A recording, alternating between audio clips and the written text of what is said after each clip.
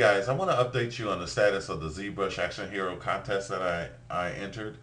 I got really behind because the last couple of YouTube videos and in general my study for this season, the other side of winter or early 2008, I'm scheduled as in my independent study to study motion tracking, motion camera, motion control cameras, and motion tracking, motion control camera, and motion capture, as seen in my last video. The LHI, the third floor. It was a little bit of motion tracking that I did there, and then that was 3D motion tracking, and then 2D motion tracking in the last video. And then I'm also working with motion camera control rigs, and then a motion capture system. So I have a lot of irons in the fire, but I keep them all hot because I stir them all up. So I constantly go around to each one and just try to distribute or work in tandem or multitask on a lot of the stuff that I'm doing. So, but with that, I'm only one man, and I got a little bit behind on this thing right here. I also was beta testing for Electric Image and doing character animation, and I got really behind in the beta testing. But I did check it, and it does work. Some of the parts that was a problem with the program, so that's working as well. So what I'm going to show you right now is where I got behind in my last iteration of the character, the action hero character, Radii. So here's the hands. I did the hands separately because when I did the ZBrush character, I didn't include them. And so that's something that I would be mindful of the next time. I know it sounds funny, I'm advanced, but I'm still learning. And I realized something about my character, something very important and very monumental, is that two important things, and because I've been a little bit hesitant and really getting involved in this particular program.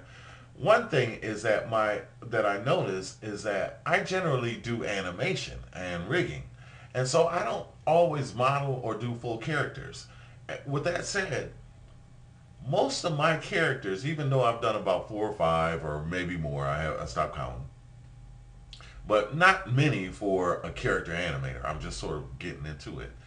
I'm getting more. I'm evolving. I'm growing into it. But I noticed that all my characters, I've never done a character with actually 5 fingers, actually 5 fingers on their hand. So it's like I've only done characters that had like 3 fingers or 4 fingers at the most because they're cartoons. So this is how you can actually be involved in it, but you never really get to do like hyper real or realistic characters. So this is my entrance into the foray of hyper real or realistic characters. With that said, one with that said about me not doing characters with full fingers or full digits on their hands, I also haven't done high resolution poly count characters. Now this hand alone is about 10,000 polygons. My characters never have that many. I mean 5,000 at the most. This is just a hand. And so ZBrush allows you to do a very high resolution type of characters. But I've never done that before. I've never had to because my characters are usually for animation and animation. You want to keep the poly count down very low. So this is the thing. Now I did this hand. This is my first 4 finger hand. It was a little bit trickier, and I'm just kind of doing it on the fly. I'm using some reference, but not as much as I'd like to. It's some. I have a knowledge of life drawing and anatomy, but I haven't and I have references and charts and things like that I would like to heavily get. I mean, I peek at it and I do a couple of tutorials to help me get started, but then I run with it, and which isn't really that great. But I'm trying to just learn the program. So anyway, I'm behind, and I know that I'm not going to finish the character on time, but that's not the point. The point is that I'm designing and creating characters. So that's the whole idea, and that's the last part of my study. So here's the hands, and I just want to show you um, how this came about. And oops, if you don't click it, this is a common mistake with ZBrush. If you don't click it, you'll just keep making hands. So let me just do that again. And you have to click this edit button, and then you can move it in 3D.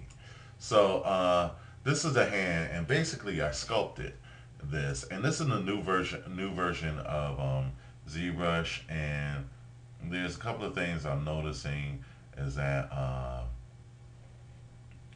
you know that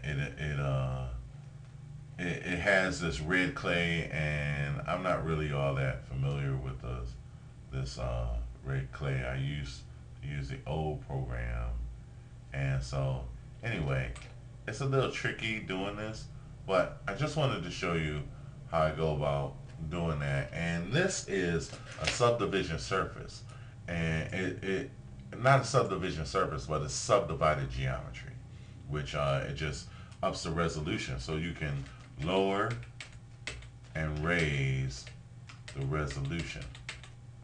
And so the way I did this is by lowering and raising the resolution here. And so I made a separate hand. And this is really, this right here is about how I would normally, the kind of resolution that I would normally use, you know. And this is interesting. I might come back to that. This could be very helpful. But I kind of forgot that, you know, hey, you can still model stuff, make changes while it's low res, and then up the resolution as you go. But so I just want to show you guys, you know, how that works there. And and then the changes reflect throughout the whole geometry. And so anyway, that's interesting. I gotta come back to that. I forget because I'm still new to this version. I haven't used ZBrush in a long time. And again, when I use it, I only use it for animation. So now I want to show you the character. Oops. The character. And so here's the character. And this is how I come. Obviously, there's the hands. I got to put that in, and then we'll do something called retopolize the geometry. But here's my character, and so it's an action hero. It's kind of heroic stance, and so again, I'm a little apprehensive because I never go past this high resolution. I only deal with like down here, you know, for animation, and then let the program subdivide it for me. So, I mean, to do like this kind of resolution, okay, I screwed something up there.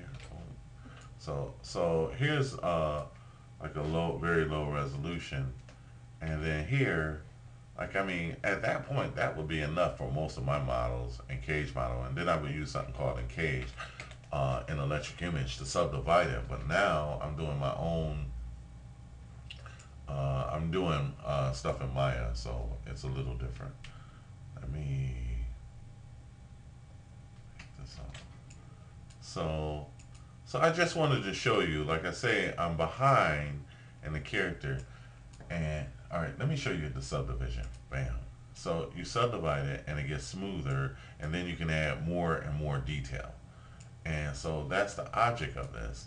But I realized I never really had to use, oops.